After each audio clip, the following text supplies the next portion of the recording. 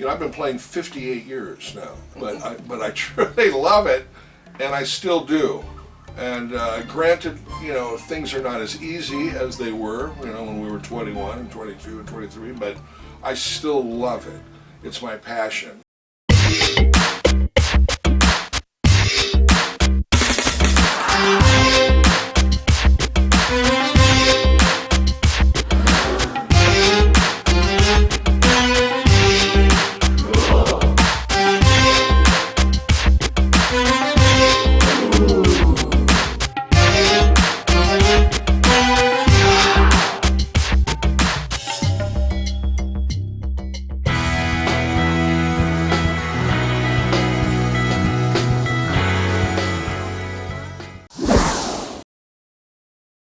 Hey, John! Hey, how are you? Man? Welcome to my home. Yo! Thank you for having me, man. Let's go back to, how do you say this? Creston, Iowa. The tallest points between both rivers, Mississippi and Missouri. Creston. That's where you're from? Yep. Tell me a little bit about what was going on back there. It was a great music town. It was, first of all, a railroad town. You started playing drums when you was 8?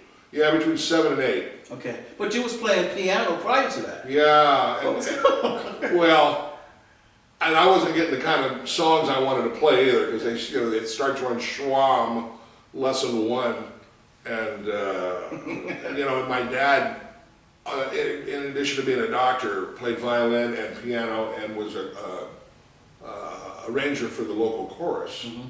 So he had a great musical background. So he was kind of over my shoulder all the time, okay, pushing me, and at 5 years old, not everybody's ready for piano. You know, there's a lot of math involved. There's rhythm. There's nomenclature. There's stuff that I'm freaking out. And so, you know, when the drum gods got me between 7 and 8, I went with them, even though I still play piano. Now, you started your first band at the age of 10. Yes, sir. And that was, how was it called? The 3 Band? It could have been called V3.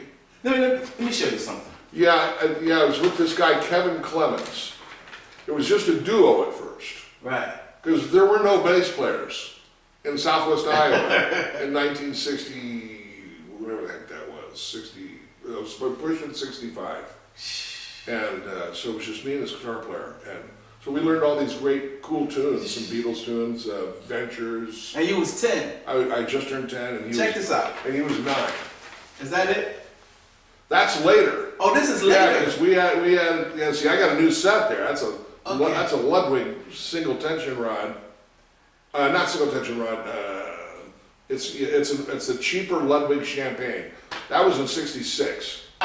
So that's after. I think we were first called like Tempest Fugit. Oh man. Or something like that. Now how old were you in this picture? That shot, I think I'm 12. 12. Yeah. Wow. I'm 12 there. Wow. So, take me to high school. High school. What is this? You won the Arian Award? Arian Award. Yeah. What was going on there? There's some guy named Arian. If you research it, and I don't know if that was throughout the United States or just in the Midwest, because I knew that Ohio had it, in Indiana and Illinois and Iowa, and what it was the most accomplished musician your senior year. Okay.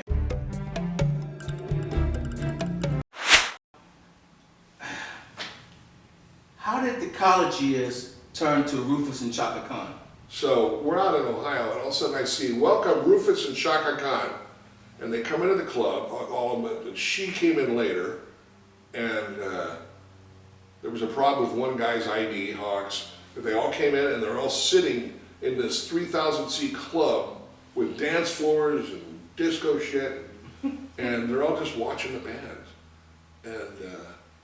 And then at the end of the thing, Shaka kind of stumbles in, and the one guy, Hawk, he comes up, and Bobby, bass player, goes to Jimmy, this lead guy, goes, "Can we sit in with your drummer?" And I'm looking at him and I'm going like that, "Do it." You know, and it's like, "Let's work for you guys." And sure enough, so the next set was the entire new Rufus. Wow. It was everybody. And then she came up, and it was on fire. And I knew all the tunes, and even the obscure tunes. So I hung out with those guys till 6 a.m. the next morning, and then went to their sound check and auditioned. And that's when I had 4 weeks to move to Los Angeles. John, I see you sitting behind the kit. Yeah, baby. That's your place. That's your home. This is home. You know what I want to ask you about sitting behind that kit? Yeah. There's 3 things that I figured out about you that God gave this to you, and we're going to talk about that later on. But there's 3 things, and I want to talk about this. That fat backbeat. Yeah. Mr. Feel Good. It just feels so. Any record you can think of, it just feels like a coat on your back. And Mr. Fixit. Ooh. Those 3 things about you. George Benson. I did a bunch of George Benson records, and you know, after our success with "Give You the Night," a couple of years later, I get a call from Russ Titleman, and Russ Titleman goes, "JR, you got to come in and fix this shit." I go, "What are you talking about?" He goes, "It's George Benson record. We cut a big band record in New York, and we recut Bobby Darin's Beyond the Sea." And I'm going, I love that song. That was one of those songs that my mother used to play to me when I was a little boy, because it was a major hit record in the 50s. And we want you to come in and record it, and we want Joe Sample to come in with you. And I go, oh my God. Okay. I go, it's that messed up? He goes, yeah. So I get to the session, and this is a major big band in New York with Freddie Green playing guitar. And I'm going, all right, so let's just, I said, what's your problem? This is the drums and the bass, all this shit's on top, it doesn't feel right. I go, all right, let's mute everything. And let me have Freddie Green up the middle and make him sound loud enough that I can hear him like a click track. So I took the chart, wrote where all the ups and downs were with rhythm, and had Freddie Green be my click track, and then cut that song. So it's Beyond the Sea with George Benson. And then God Bless Joe Sample came back and put the piano part onto my drums. So that was a fix-it moment, there's no question. You do that so well, man. Go in and fix problems. You know, as long as they had a click track, they didn't have a click track for that too. So, tell me, how did you, no, well, let me start with this one. Where did you get that fat, this is how I wrote it. Where did you get that fat back and collard greens backbeat? Where'd you get that from? Well, you know, I am half Southern. You know, there's something about watching a woman move or dance.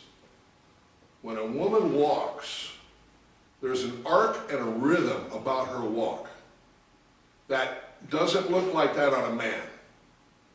And so when you watch a woman dance, let's reverse that. When I play drums, I like to have women dance. Because, I mean, if men want to dance, fine. But there's something to be said about, like, if I just come up with anything.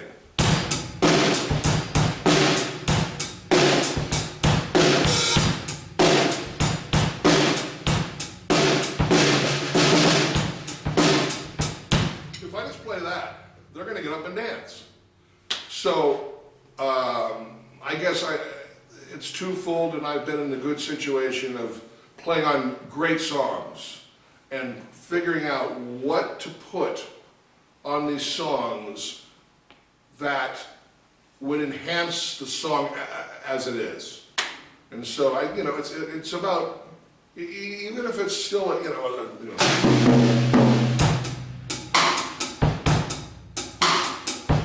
after the love is gone type vibe, it still makes you move. So I think that's part of my MO. And the fatness came from, again, we all go through this high-pitched snare drum vibe. You know, I've got lots of snare drums, and I like playing on high. It's really easier to play on a high-pitched snare drum. You can play faster, but if you're playing backbeats or single notes, it doesn't take up as much space as that. Well, I got you behind the kit. Will you do a few seconds on telling us, is there a correct way in the studio? Is there a JR way? What is that way that just makes all those hits in the studio? What is it that you're doing that just studio-wise? Is there something that we can bottle or put it in the kit? Well, let's work on a clone. I always kid my friend Nathan East. Yeah. I go, man, you have a clone done, don't you? I'm working on mine. That's a joke. You know, and I learned this from Jeff and guys before me, but I've always had my own opinions about this. Let's say we have a session. Get there an hour early. Be prompt. Make sure your gear is in working order. Make sure that your heads are tuned to what you think the song is going to be about. Have more than one snare drum. So if you have this fat sound, great. If you only have one snare drum, then learn how to tune it.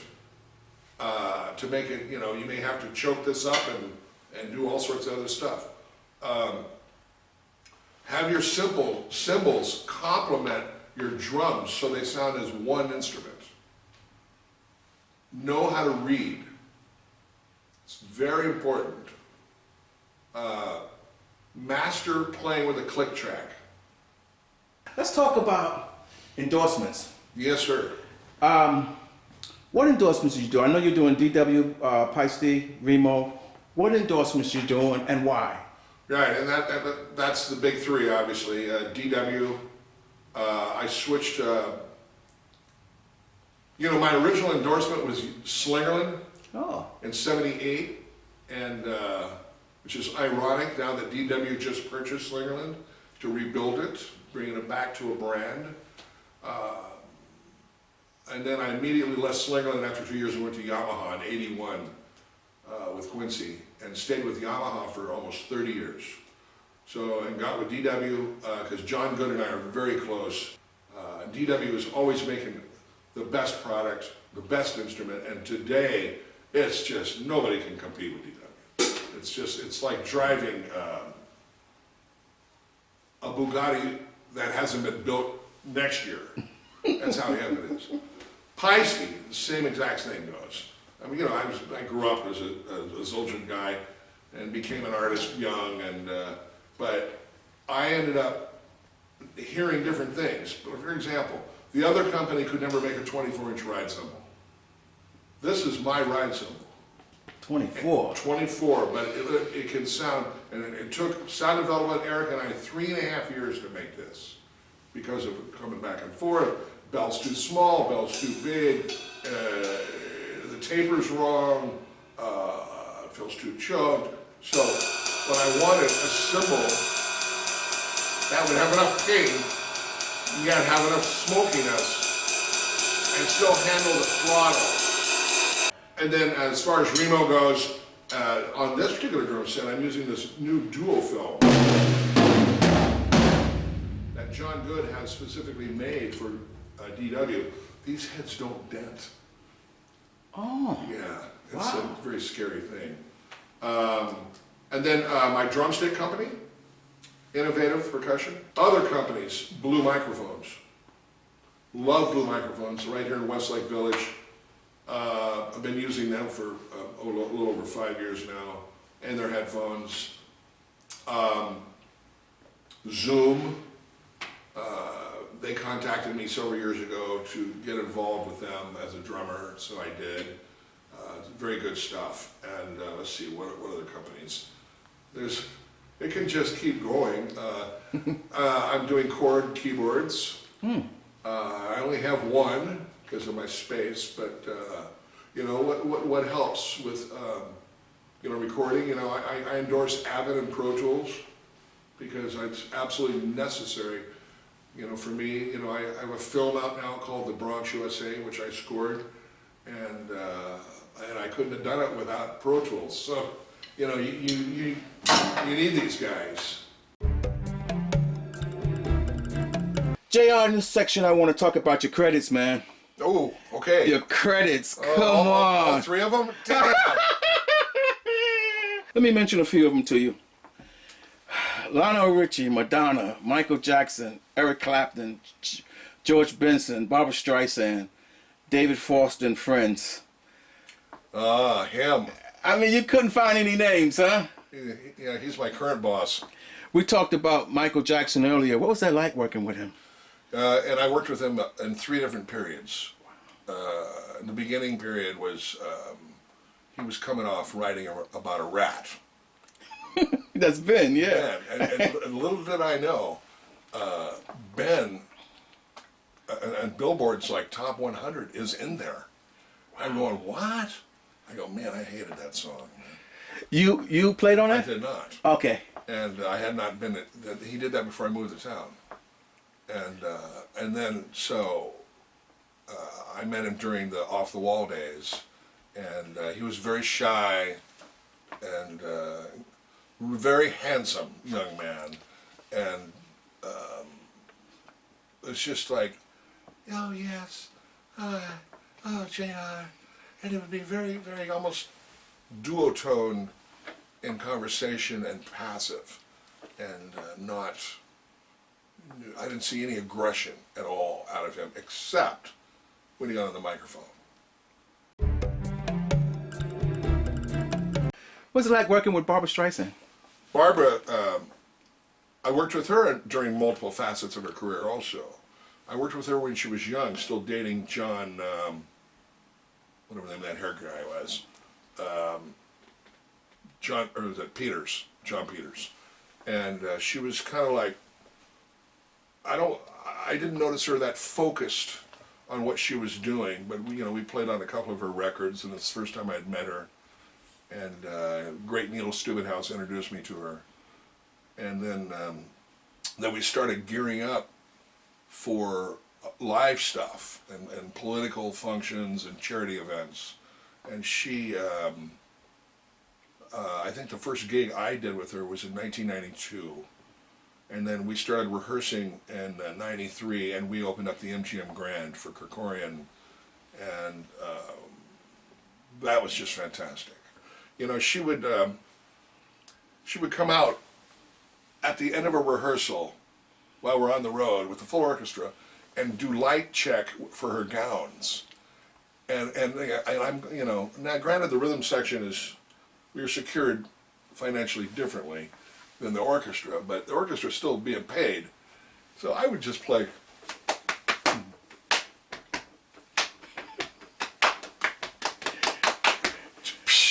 I'd play stripper grooves for her while she'd come out, and she'd turn around and goes, "Oh, JR," and but then she starts swinging it, So she was fun, man. It was a lot of fun. Hopefully I'll get to work with her again. Your movie credits. Ooh. My Cousin Vinny. Yes. The Bodyguard. How Stella Got a Groove Back. Independence Day. Just to name a few. Jerry Maguire, Nutty Professor, Rush Hour 2, That Thing You Do, which I love. I mean, really, The Bodyguard, that was huge. My Cousin Vinny, what did you do on that? My cousin, any sort of drum or music between scenes, we did it all. It's like probably something you would not pay attention to. Whereas, The Bodyguard or Preacher's Wife was all stuff you would pay attention to on that. And there's new ones like Superman and Batman versus Superman and The Lion King. We just did. I didn't know that. So I had a drum circle there, and so all these big drums you hear is me and Sheila and Kurt and 3 others, Toss and I can't remember the other 2 right now. But it was like part of the stuff that we've done. So you, John, you was inducted into the Iowa Rock and Roll Music Association Hall of Fame. Yes. What's going on? 2005, baby. Oh yeah, congratulations. John, in this section, we do a thing we call word of advice. And that is, if you would look in the camera there and leave the young guys, the up and coming guys that's trying to get traction in this thing, that's trying to come up in the business here, would you leave them a word of advice? One word? Well, a statement. Right. I never got it that way. One word? Because I don't think there is a one word. But you know, you have to feel it. You have to love it. It has to be of you. It has to be part of what you're about. And what I'm talking about is music. You know, drums are a part of music. You know, I obviously drums is the first communication device, but you know, in today's times, drumming is part of music. So you have to truly feel it, love it, believe it, understand that it becomes a business. And you need to understand what business is. We need to understand what union is, what pension is, what contracts are. We need to understand what Pro Tools or Logic is. Just make sure, you know, you're getting married to your instrument. You're not going to get divorced from it. So stay married to your instrument. John J.R. Robinson. I saw J.R. play in the 80s. I was in New York with Uncle Miles, and he was playing the Meadowlands with Rufus, featuring Shaka Khan. That was around the Master Jam record, and he messed me up. He was killing. And the thing that struck me is how live he sounds like he does on the records. You know, he's just right there. He plays what the you know what the music needs, and he's been like that since day one. Love you, JR. Peace.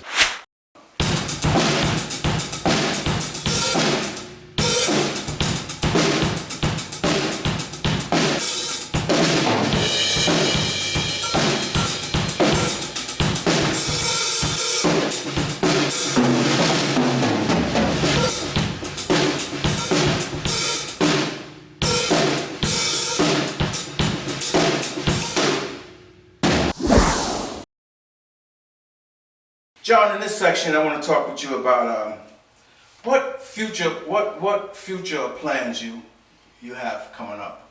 Right. Okay. First of all, next year I'm out with David Foster, so it's Intimate Night with David Foster. We've got about 50 dates booked around the United States, so look for us there. I'm still composing. I'm going to be working on another film. You know, after the Bronx USA, I've become kind of addicted to composing, and so that I'm still working on a third record, which is harder and harder to do.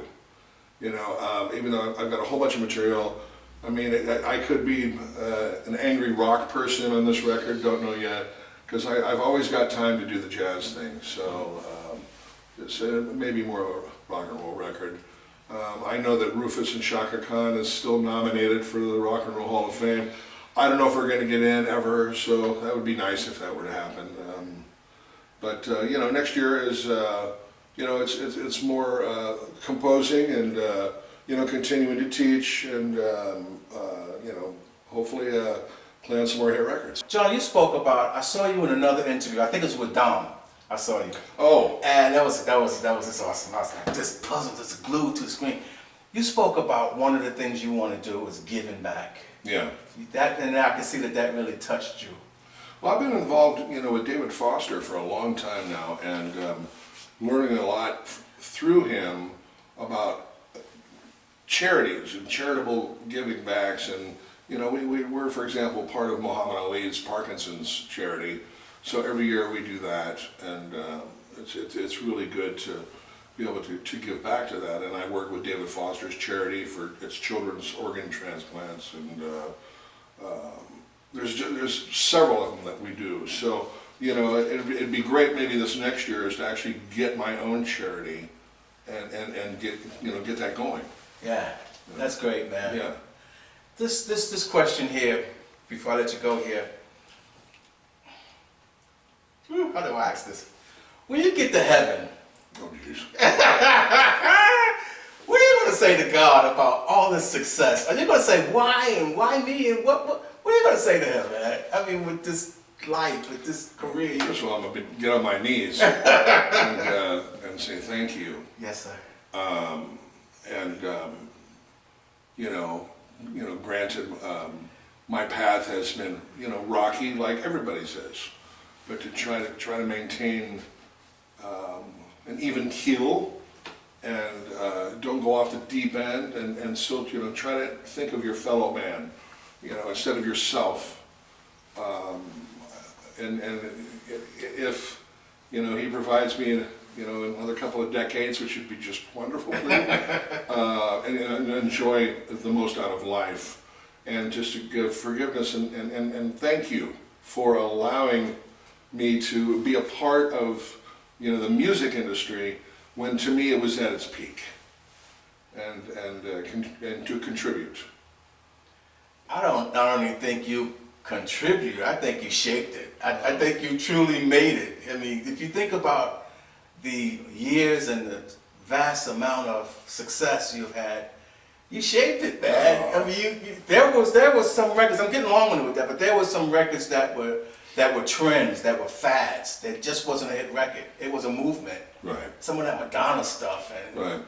I mean, it literally was, and it was for a long time, 5, 6, 7, 8 years. Right. What's that feel like? Well, I mean, like using like Lionel. Lionel. Exactly. And All night long. all night long. and James Anthony Carmichael, his producer, they had those tapes on the shelf and almost forgot to put them on the record. I mean, the record would have been a dud. So, thank God they found the record. But that today that's played, and it's good to know that a song is a good song is a good song, and after 30 years, it's still a good song. So it means after 300 years, it'll still be a good song. You ever had a time where you was somewhere hanging, driving in a car, and some of your stuff came on? Oh yes. What does that feel like, man? I mean, you probably had many of those moments. Yeah, but I remember the first one with Rufus as a solo artist. We were told we were going to be played on KGLH, which for all y'all it was Stevie Wonder's station, and we couldn't get it over the valley, because of the mountains. So I get in my car and I drive over and park in Hollywood and just leave the radio on, waiting for them to play the Rufus tune, because I had never heard myself on the radio. So, and then it came on, and I'm going, I finally heard myself on the radio. Wow. So then it gets to be a point where, oh great, I'm on the radio. What's the next channel? So it's it's cool. Wow. It's cool. Thank you, man. Hey, it's my pleasure. Thank you so much for having me in your home, for giving me the chance to talk with you. I can't thank you enough, Cheron, and you know what, man? For all you kids, groove. Say it, brother. Yeah, and I don't want to yell it. You got to know. You got to know. But thank you to you for allowing me to bring these points out, and hopefully I can help. If I can help one kid get from this point to that point, then my job's done. Yes. We help us wait goodbye to Yeah. See you again. See you soon, man. Bye-bye. Yes. Extraordinary trouble.